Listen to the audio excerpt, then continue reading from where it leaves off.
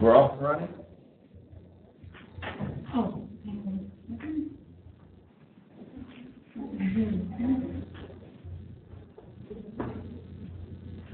Okay, yeah, I think we're...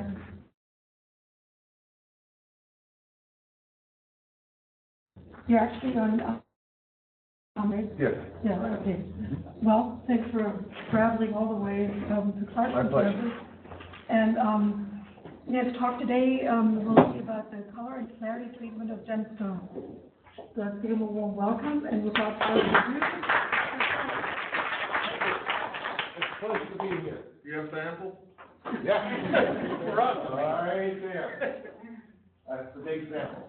We'll talk about that one. We'll talk about this one in a little bit. We'll pass them around. But about 90% of the gemstones that you buy that say natural on them have been enhanced by some method or another. There are a couple of different methods of enhancement that we're going to talk about today and how people get into trouble with them. For instance, Ruby right there has been in a real treatment and it's been infused with leaded glass. This is Ruby, and I'd say maybe 1/3 of it's leaded glass. Right here, this sapphire, beautiful sapphire, it sells for thousands of dollars, but it has to have a real high heat treatment to get that clarity and that color. This is a sapphire that's gone through real low heat treatment. So we'll talk about each of these and show you how they come about, how much trouble you can get yourself into, okay? This is the best-selling blue stone in the United States right now. People love to have these blue topazes, and they've been irradiated. And we'll show you how different irradiation treatments cause different colors. This is what they call mystic topaz, and this has had a thin chemical film put on the back of the stone. And these diamonds here are all fancy diamonds, which are the most expensive right now, and they've all had high pressure, high temperature. All that HPH.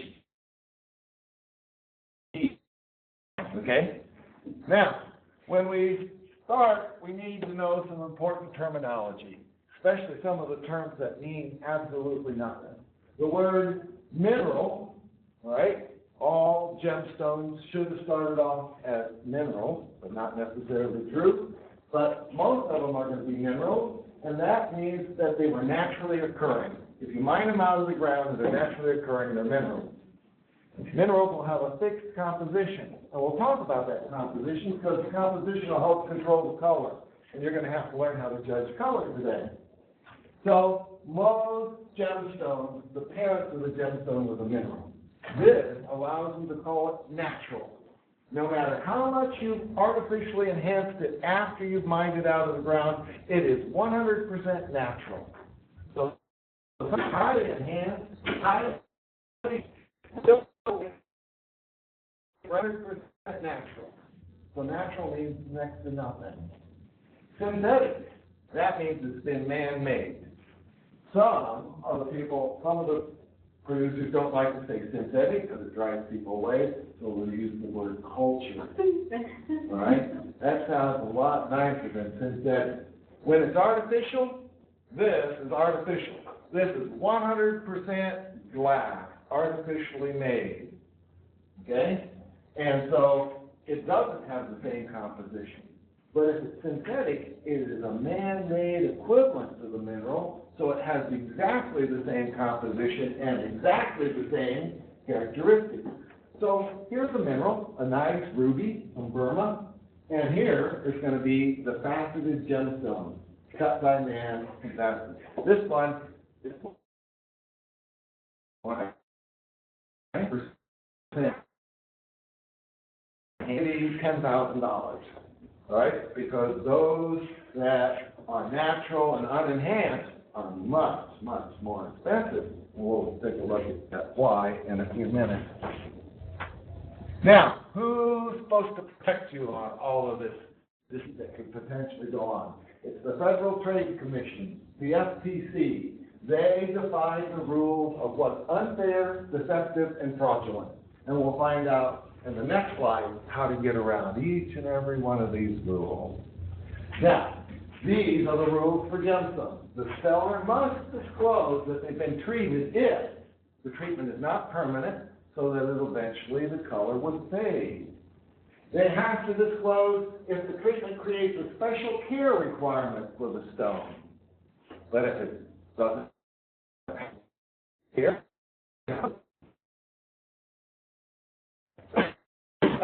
stone's value, right? They have to disclose that it's been treated. So let's take an example right away of tanzanite. Tanzanite is a beautiful blue stone. When you buy it, it's a gemstone, but when they mine it, they take it out of the ground, it's an ugly brown yellow color. They heated it for about 1 hour at 650 degrees C in an oven. Right?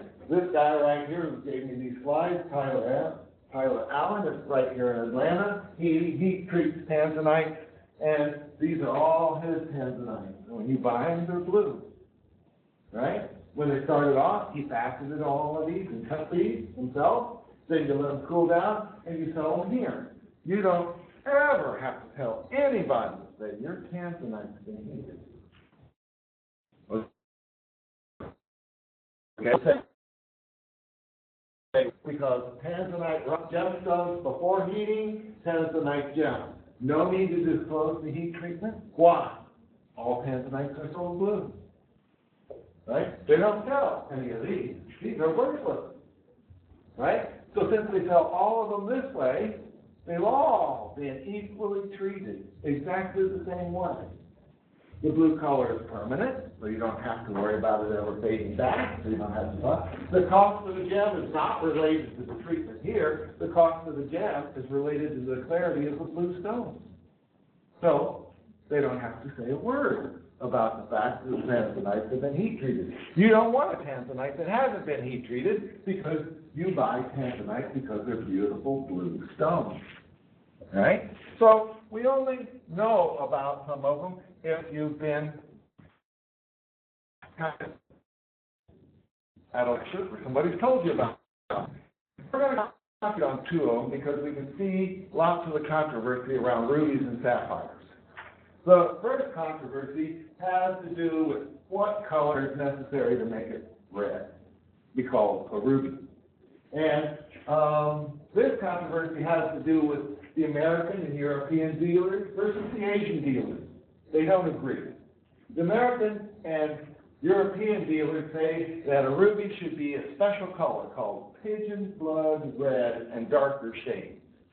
If it is lighter shades than this, it is going to be called a pink sapphire. If it is darker shades than this, it's a ruby. And this right here is a horrible color of stone. In fact, I defocused it a little bit because I only want you to look at the color, not the cut. All right? This is the exact color that becomes sapphire because you're selling it or buying it.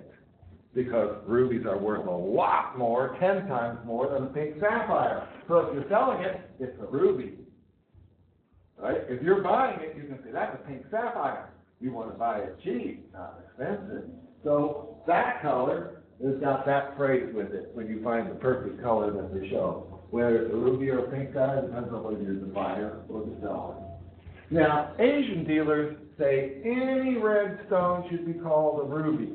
So when you go over to pick up these stones in like Sri Lanka or someplace like that, they'll give you sapphires that are light pink sapphire, and they'll say, these are rubies.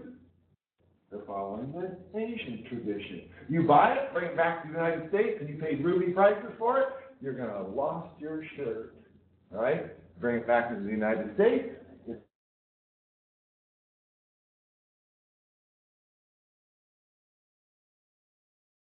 And therefore, you need to take a look around quite a bit. Now, pigeon blood red is the ideal color. Now, you don't have to take this little guy right here and kill him and spread his blood out on a thing to see what pigeon blood red looks like. The name pigeon blood red actually came from the red in the pigeon's eye, in the white pigeon's eye, right? Pigeon blood red, the name itself came from Burma, what was Burma at that time. And we'll show you some pictures of those in just a second. The pigeon blood red for a ruby. Rubies are just pure aluminum and oxygen.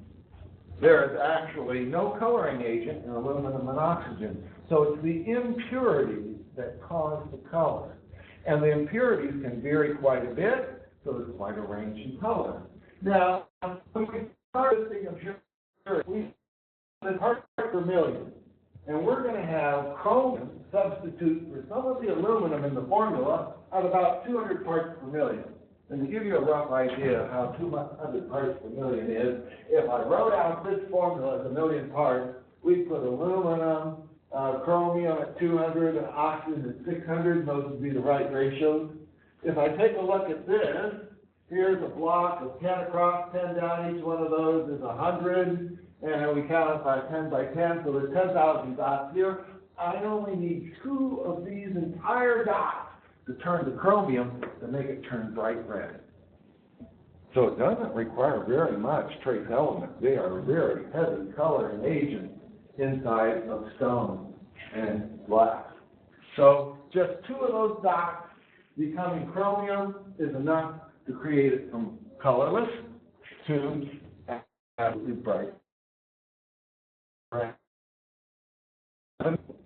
Is that this chromium, right, it will store sunlight. So you should really judge a ruby out in sunlight, because the incoming sunlight will get stored in there for just a second, and it'll cause it to get to a more excited state. And then, as the atoms slowly but surely drop down, they release the red color.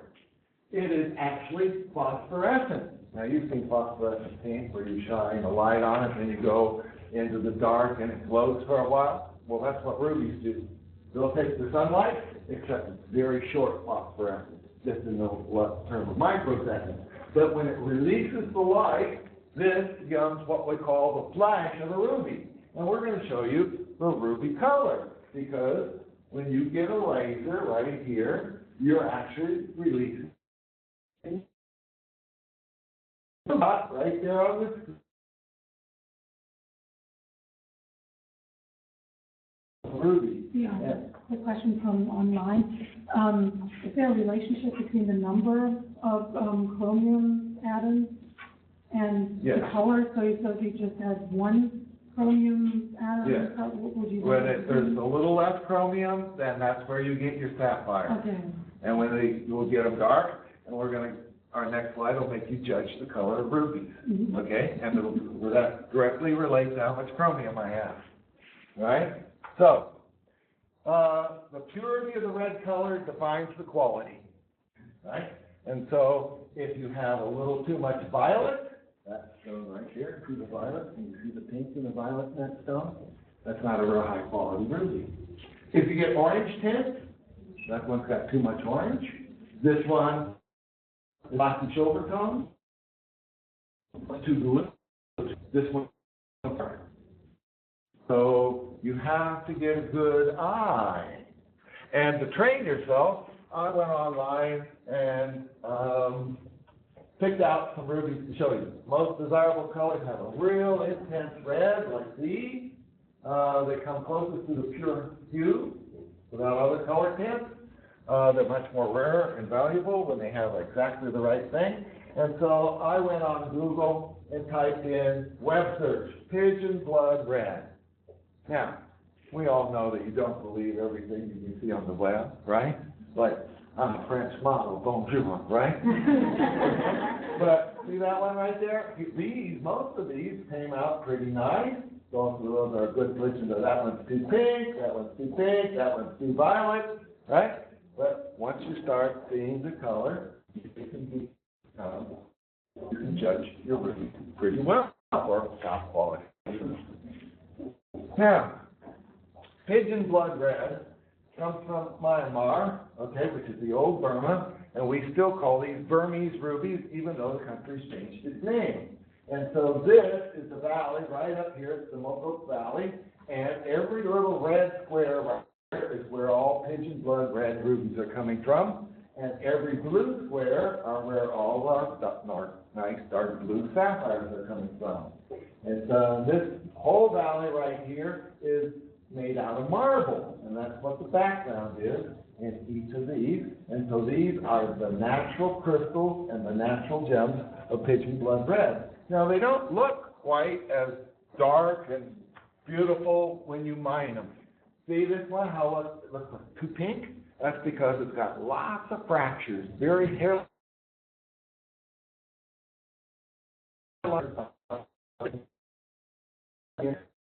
Before you get this dark red color here.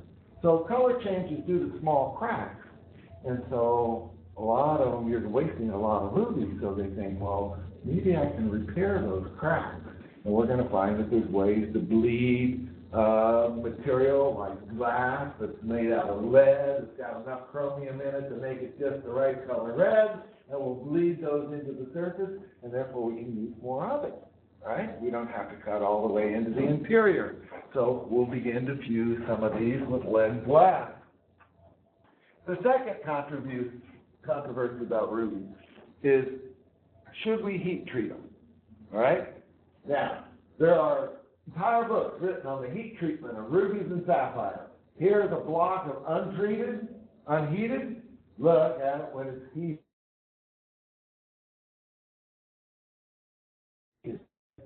Here's a quote from the book. This brightens some stones, so it is tried on all of them. Now, some stones, you can see, turn much money on the stones that have turned the right color that you throw a couple of them away. But that is worth very little. That, 3/4 of that, is worth a lot. And so 3/4 of a lot is better than a lot of nothing, right? So the economics have made it so that almost all rubies and sapphires have been heat treated. Let's show you what happens in heat treatment and how to tell whether it's been heat treated or not. Here's a group of stones. Here's the same group of stones after heat treatment. Most of these have increased.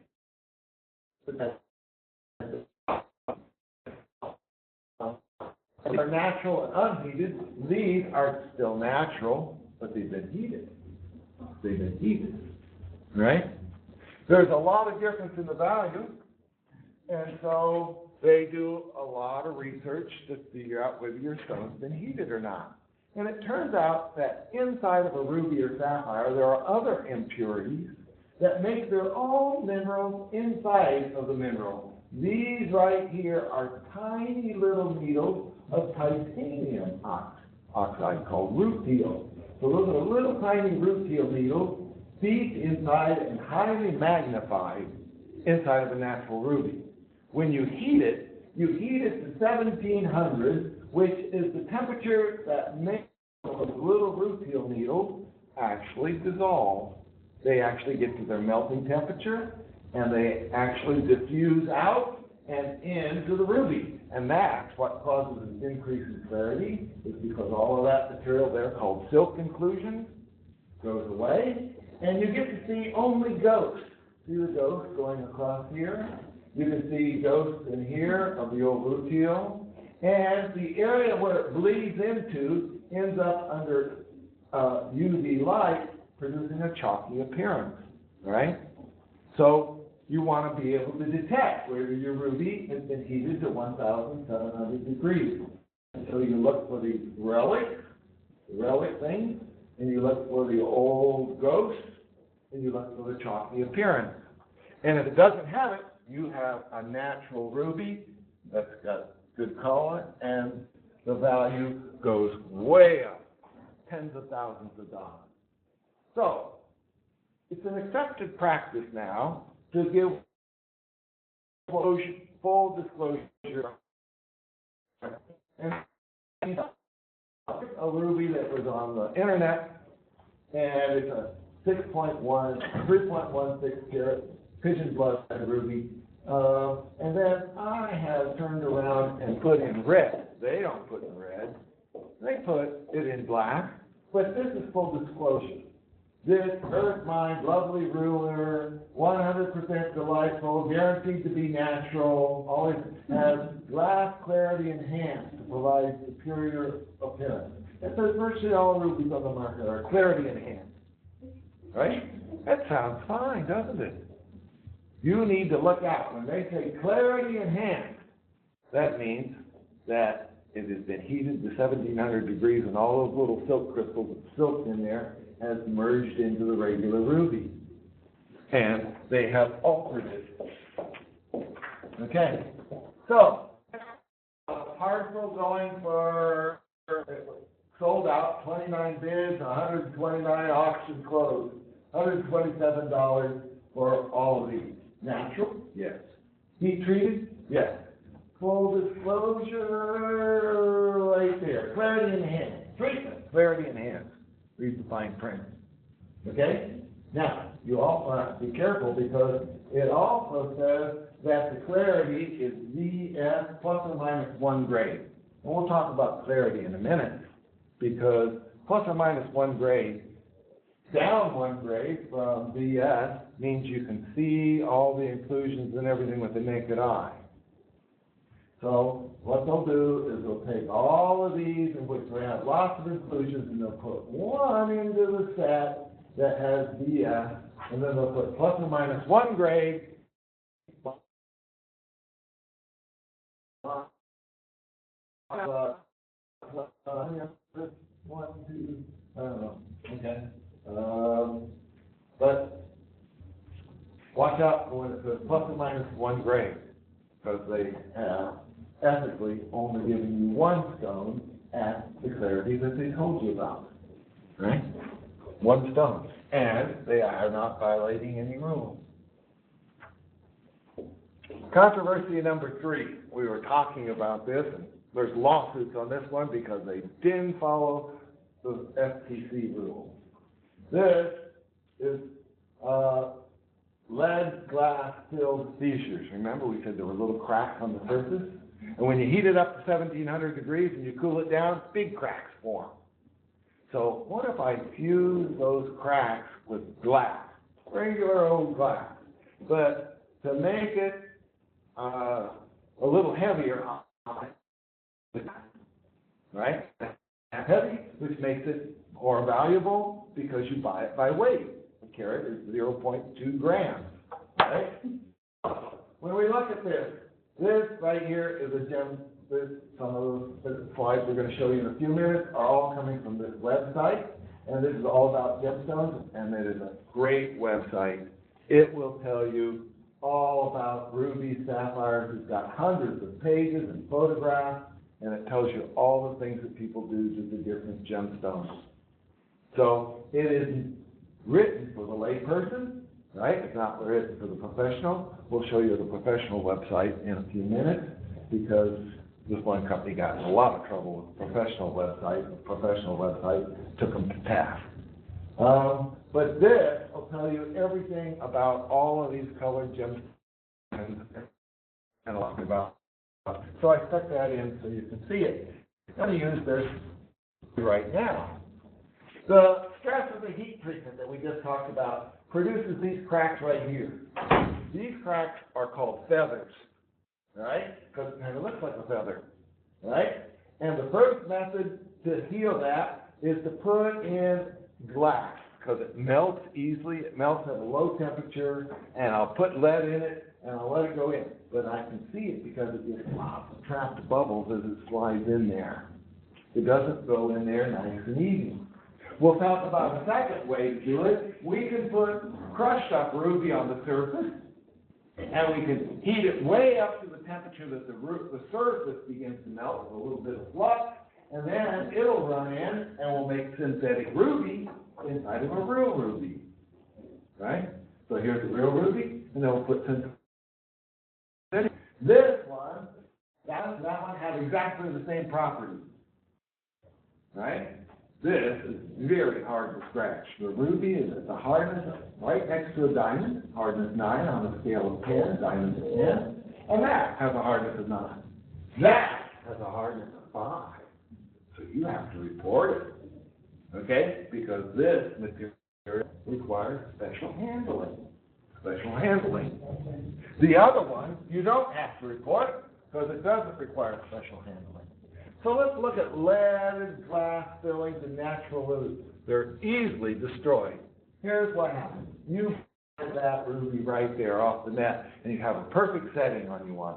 And they put the setting on there. He has some little crimps of iron, and he has, or silver, and he has to close the stone, and then he blow torches it a little bit, heats it, right? And then he puts it in what they call a pickle, which is a solution hardened. But the pickle, after you put it in the pickle, that stone turns into that stone. The pickle etches the glass, right? So there were all the feather fractures in the ruby, and when the jeweler set it, and he returns it to you, you said, "You ruined my stone." And he said, "All I did was heat it, and put the little prongs on it, and then I dipped it in to make sure that your metal was correctly processed." So now Macy sells these rubies filled with glass, and the local salesman failed to disclose the composite nature of the gems. Let's show you how bad it was. All right?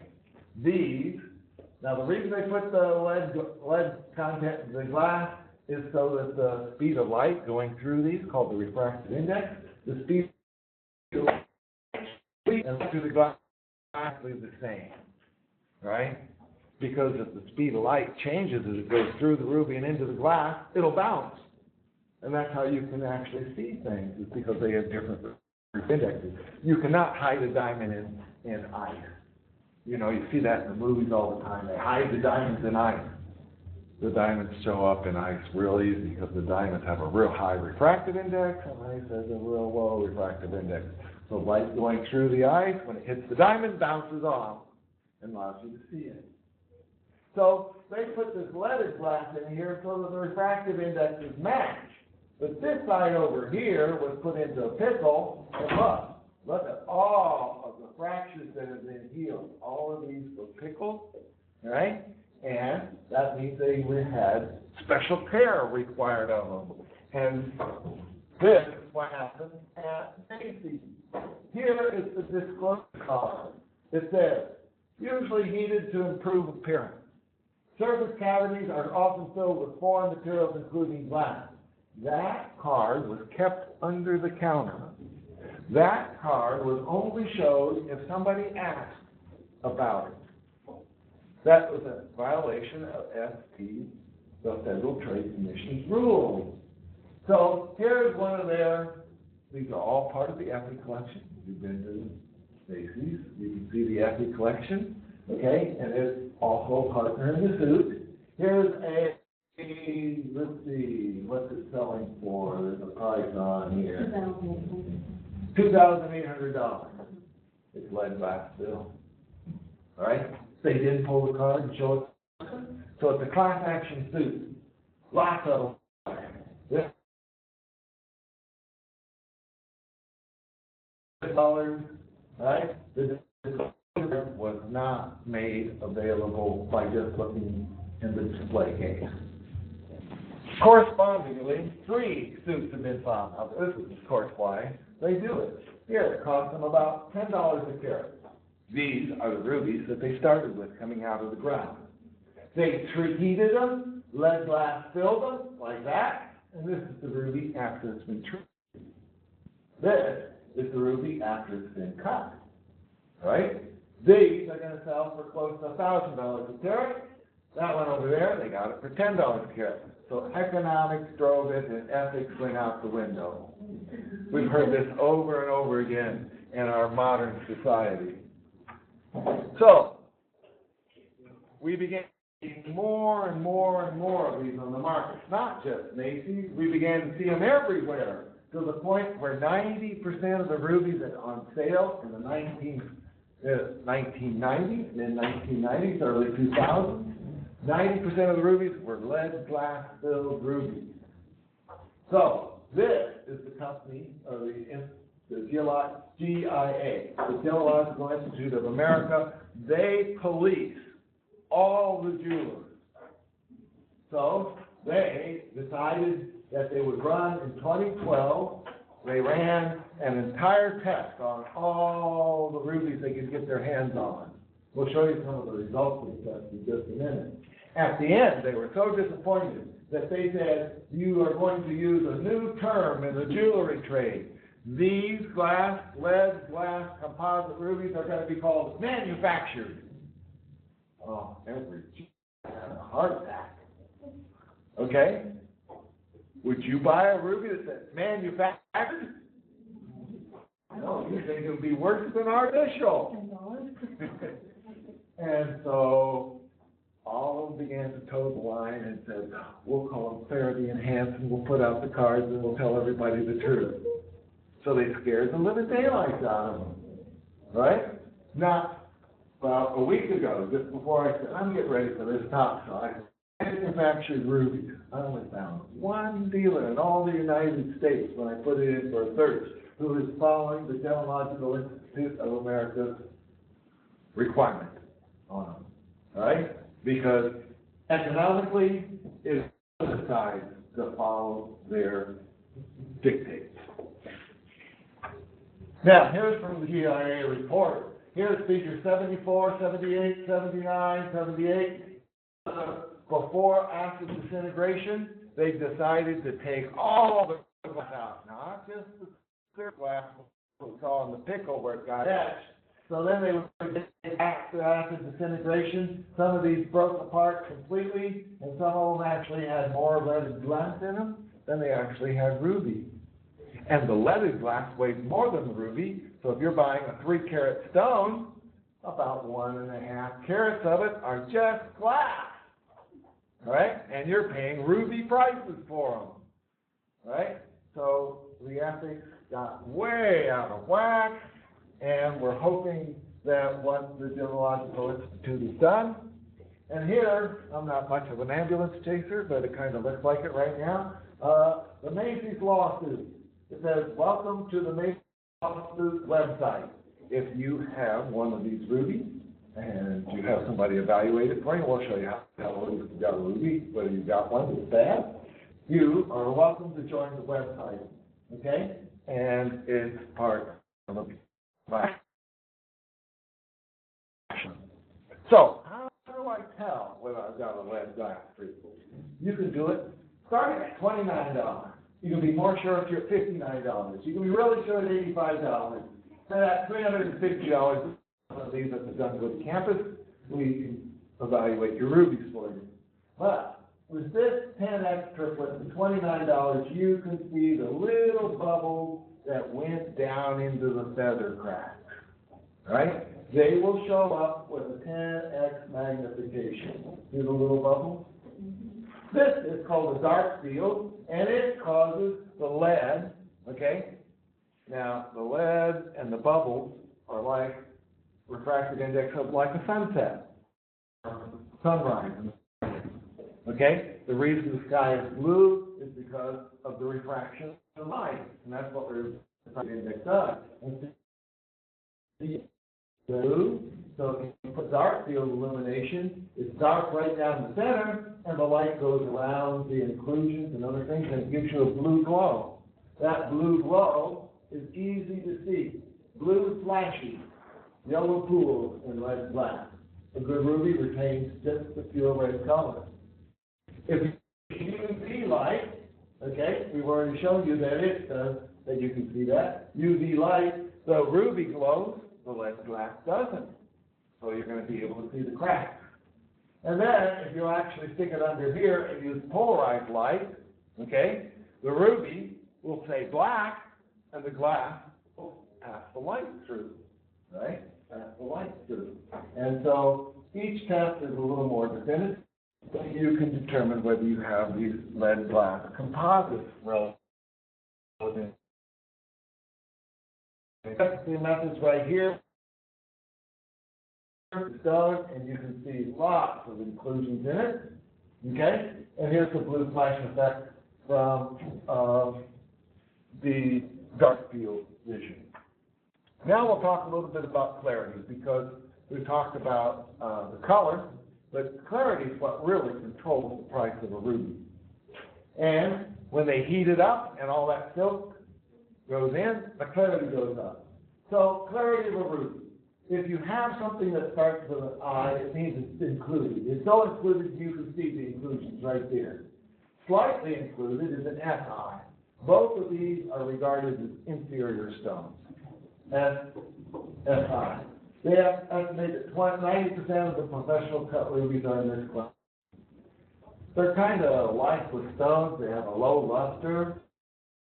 They don't have much flash.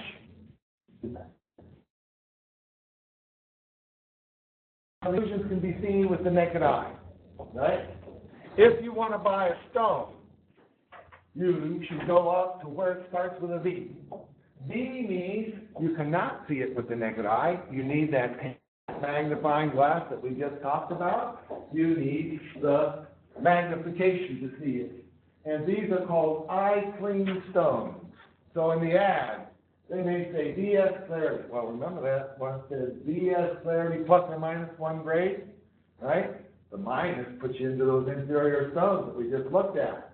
So DS, you want VDS, DS, these are going to run $200 to $400 per carat, okay? These have good appearance, they have nice flash, and you can't see the inclusions with the naked eye, you have to magnify it, right? And so these are the stones that most people would like to buy. Now, we have to be very careful because the next class up is called clean, inclusion-free, and it's got an IF rating. IF rating means it's internally flawless. No matter how much you magnify it, you aren't going to find inclusions, but if you go up to several hundred powers of magnification, you'll be able to see the natural needle running through the ruby, all right?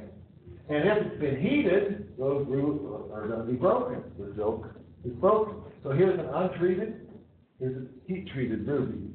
If you can get an internally flawless, loop-clean, inclusion-free IF ruby that has been unheated, 10,000 a carat. All right? So now, careful. So it does take long to have these become really expensive. Now, most of your artificial flawless IF flawless clarity is synthetic. Here's how you make a synthetic ruby. It has to have the same refractive index. It's going to give the same flash. It's going to have the same crystal structure. It's going to have the same hardness as the real one. So what you do is you grind up a powder, you put it in here, you run oxygen down through here, and you run hydrogen, and you got a little hydrogen little thing right here. It's going to heat it up to 22,000 degrees. And that's going to make layers of ruby forming, and then it's a layer of ruby forms right there on the top. There's one layer of ruby forming, and then a little more powder comes down, and that layer, a little more powder comes down. And so you can tell if you have one, because when you magnify it, you can see a little tiny. But look at how flawless this is, right? Absolutely flawless ruby, high quality. It's just synthetic. Now, I tell people when it comes to emeralds and rubies and sapphires, if you want the color and you want the look, buy the synthetic stuff. It's really, really inexpensive and really nice. Here is one of these that's synthetic, and see if you magnify it real high, even with a 10x, not even a 10x, you can often see the growth line of each layer of ruby being laid down on the boule. See each layer of ruby there? Okay?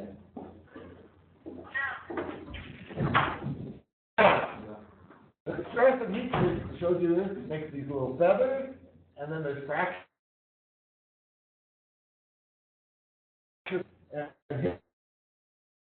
That we just talked about. What they did is they put the powder on the surface with a little flux, heated it up, and then the ruby flows off the surface and into the cracks. And this one I can only detect by the bubbles. Right? There's no other way to detect it. But if you etch it, polish it, anything else, right? They don't have to tell you did this one. because it is ruby and ruby, right? It's not ruby and glass, requiring special care. It doesn't require any special care. Now let's talk about some good ones. You're going to have a Swiss lab report. Swiss lab report, no indication of heating, right? It's completely untreated. This one is 8.6 carat for $5,000 per carat. This one up here, $345,000 per 5 carat. It's in a big bracelet surrounded by diamonds. Okay? So those are 100% internally IF clean, natural, never been heated. If you look at them under real high power, you can see the silk inside of it, and the silk is so faint that it doesn't cause any lack of clarity. Okay? Let's talk a little bit about sapphires, because these have been treated as well. The color is supposed to be an adjective found in the front of the sapphire. You could say pink sapphire, yellow sapphire, colorless sapphire. Most people want the blue. When they think of sapphires, you think of a blue. But all of those are sapphires. And if any color but the pigeon, right? So the variety of blues get their own name. And there's no, as soon as they say this is called soothing blue, you'll reach for a few more dollars, okay? Okay? So there's all sorts of blue. Soothing blue, sensuous blue, but the two colors that are really pretty well accepted in the industry are royal blue and cornflower blue. We have quite a few cornflower blue sapphires in the United States. A lot of them come from Montana. Mogok, Montana, that's called the cornflower blue. There's the cornflower color. Here's a whole lot of them picked, put together so you can see that color. That color is cornflower blue, right? And that's where it came from. It came from the flower. The royal has a very, now you can see that, can you see that that's different? This has what we call a hint of purple in it. And that's why it gets the royal color, because the royal color is purple. So royal blue has purple, and it is by far the most valuable color in sapphire. And again, you can see that you want to be very careful in judging your color, okay? Because color makes a difference in the price.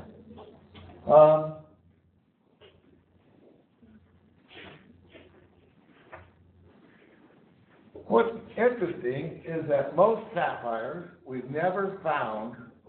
Well, I've been up in North Carolina, and we found a new sapphire deposit up there about several months ago.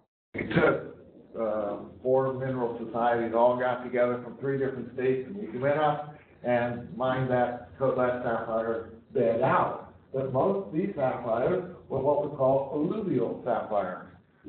It wasn't more than. And what had happened is the stream had come through there, and it had eroded all the sapphires out, and it went around the corner, and it deposited all the sapphires in a little stream bed corner.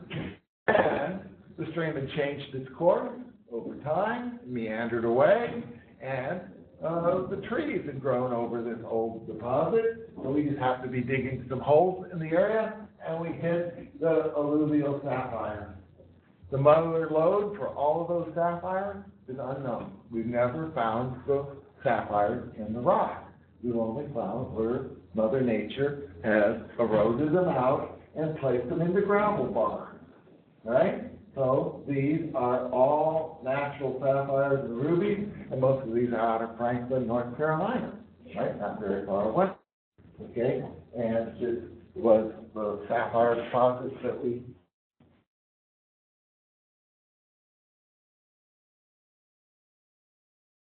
1,700 degrees centigrade intensifies the blue. Here's before heating, here's after heating. But the sapphires have a different look to their inclusions when they, these are called the root tail silk, the titanium oxide, it's in the little silk inclusions. They melt in little segments instead of continuously, And so they call them comet inclusions. See the comet? Right? When you magnify them. So these all are going to have comet inclusions inside of them. You'd have to say treated? Yes. They've been heated. High heat. Now, one variety of sapphire has been accepted worldwide. It is called Padparadscha Sapphire. And it has that color right there. Padparadscha Sapphire. It's accepted trade name, and it's a special red, orange, pink sapphire. And they're very valuable, all right? They actually come from Sri Lanka, and the term is described as being a marriage between the sunset and the Sri Lanka lotus flower.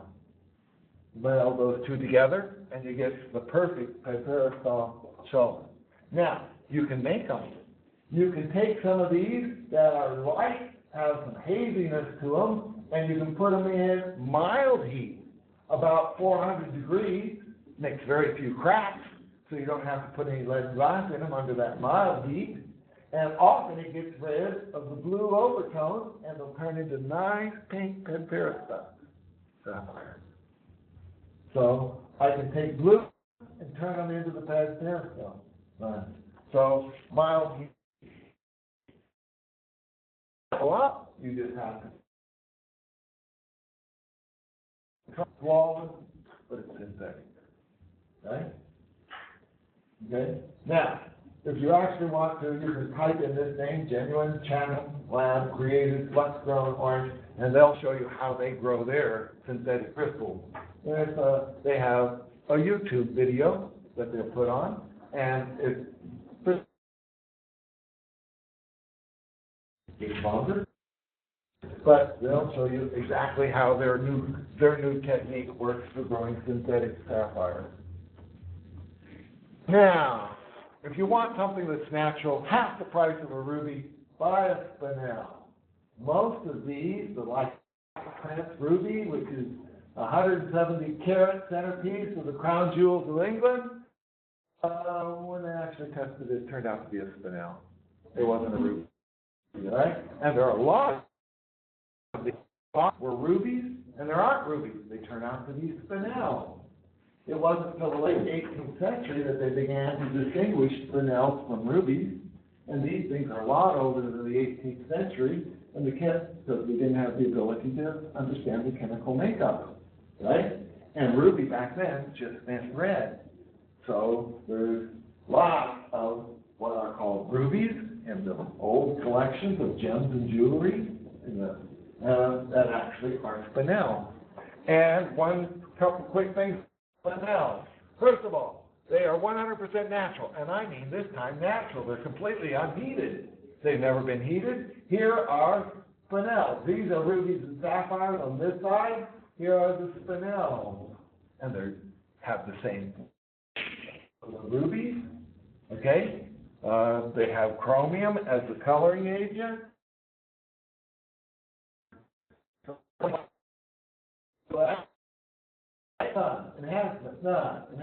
None. Natural clarity, inclusion free. They're all flawless. Spinels don't accept inclusions when they're growing. You don't have to enhance them. The colors are natural, and they're about 1/3 of the price, right? And they have a system. When you buy spinels, there's a couple things you say. One of them is, what's the color? Where did it come from? What's the color? Where did it come from? What's the color? So you put the color and the country of origin as a prefix on spinels, right? And that's a common practice in almost all jewelers. And those are all spinels, and that one looks just exactly like blue sapphire. Here's a spinel, 1,600. Well, less than half the price. Let's talk about a couple of the other ones real quick, and we'll finish up. Blue topaz. They've been radiated. Here's the true color of the topaz. We showed you earlier that it was light yellow. Here's the topaz prior to radiation. Rough, There's the rough after radiation, and here's the faceted gemstone. Now, the Nuclear Regulatory Commission says that these stones, when they're irradiated, if I get the dark blue irradiation, I had to stick that one in a nuclear reactor, and it was radiated with neutrons. And the difficulty with that is it takes the impurities in there and it turns them to radioactive elements. And so these dark blue ones, for a while, were called Frankenstones because they were hot. They were really hot. And you put that ring on and you were getting a little.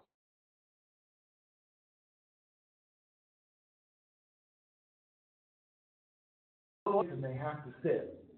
And I was talking to Adam Stone up in Alpharetta, and he said that when he went to the jeweler to buy one of these, the jeweler said, this one has been sitting in a room for 20 months. Its radiation is all gone. So the jeweler was real honest about it. These that are lighter blue have been irradiated with a linear accelerator. And that means it's electrons hitting them, and so they don't become radioactive.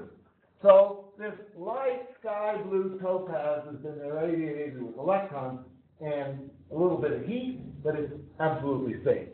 These London blue and Swiss blue topaz have been irradiated using a nuclear reactor, and they can be unsafe. If they've been sitting for about 20 months, they're responding fingers. That topaz, 1/10 of a normal X-ray you get when you get your teeth X-ray. So it's not going to hurt. It's not really going to cause long-term damage. But they are. Now, a couple of the other things. We want to talk about chemical vapor deposits. Here's the cut stone. This part up here is called the crown. And here's the crown, and there's the crown, and there's the crown. I can apply a vapor deposit to the back of the stone, which is called the pavilion, and it causes the light coming in to break up into rainbow effects. And if you buy Mystic Topaz, that's what's happening. It has got a chemical vapor deposit on the back. Mystic Topaz is real popular right now, and they've got it, so all they have to do is say the word Mystic on the front, Mystic Quartz, Mystic Topaz, Mystic anything.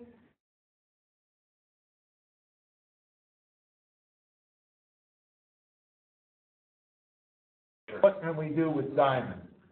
We want nice, high-colored diamonds. But diamonds were made deep in the interior of the earth at high pressures and real high temperatures, about 70,000 atmospheres and 4,000 degrees centigrade, Fahrenheit. So when they came to the earth through a volcanic eruption and got spread out on the surface of the earth, they have a lot of strain in them. That causes them to turn light brown, and they aren't very valuable at all. So what they're doing now is they're taking these light browns and they're putting them back in and heating them up and cooling them down slowly and taking the temperature off slowly. And they can take a light brown diamond, one of these, top light brown, or top light brown, and then they put it in at HP, high pressure, high temperature. It turns into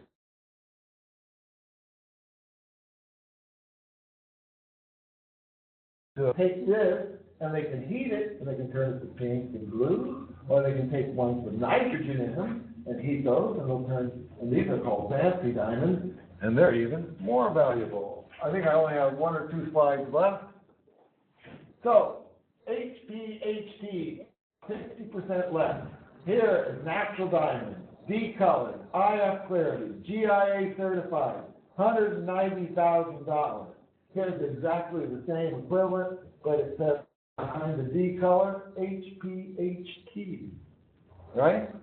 Drops $100,000, right? Natural diamond, E color, D color. E color is not a real good, E color is slightly less than D.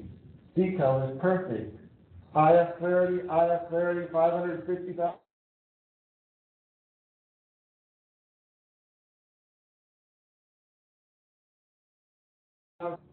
Some of the groups that did this said, we aren't really doing anything to the diamond. We are taking it back to its natural condition. So they said, we aren't going to say anything, but what we're going to do is we're going to take right there on the girdle where the crown meets the pavilion, and we're going to put GE, okay, because that's who made the press, all right?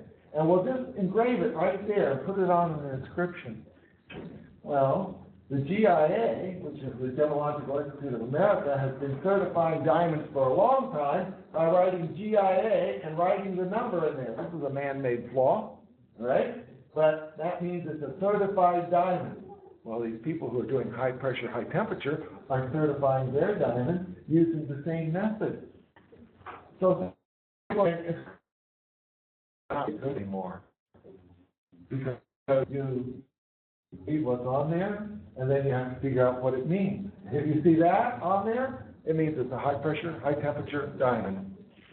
Now, I think this is our last slide to give you an idea of variation in price. A big Argyle diamond from the Argyle mine in Australia, no treatment, $1 million a carat. All right? There's your pink Argyle diamond at $1 million a carat. I put HPHT treatment, it drops to $100,000 a carat. If I draw it in a lab, it's $3,000 a carat. If I put a coating on it, chemically live or deposit, it drops to $1,000. And this one right here is artificial pink vinegar at $10 a carat. But it looks just like one real. Thank you.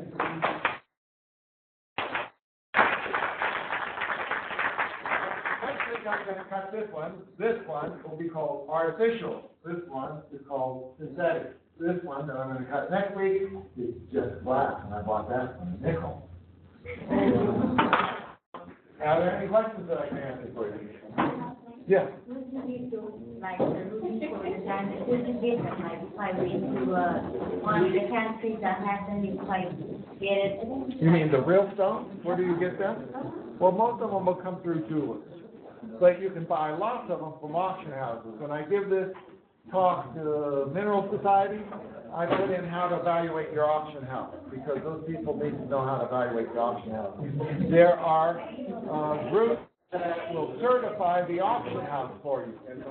And you want to look for the right that it's certified.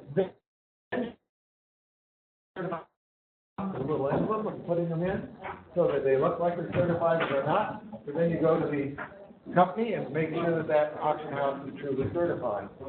And then you can believe what they're telling you. Okay? So most people are picking these up off web auctions because that's so common now. Okay? But you'll probably want to work with a jeweler, and then you have to work with a reputable jeweler. Is that real that they advertise that? That's pretty unreputable. Okay, pretty unreputable. Yes. Osprey, most of your osprey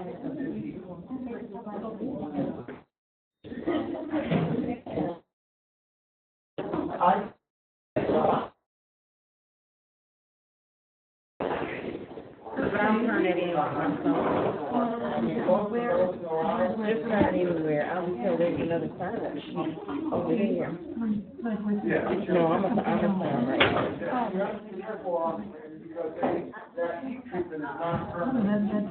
Yes, you want to be very careful with them and not wear them all the time. Yeah, this is for like one of my. Any other questions?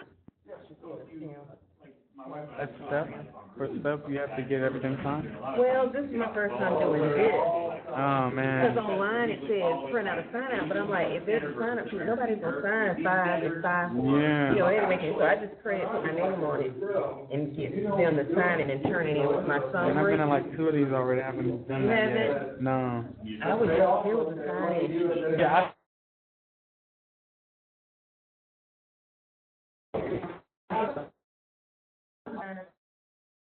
My information and what is 5. I'm not gonna sign 5. So I think I need to change that. they can get really good deals off of those guys. Because once they know what they are, they'll, you know, So you can't get good. they're bypassing all of those middlemen and everything else. They can get good deals on them. Okay.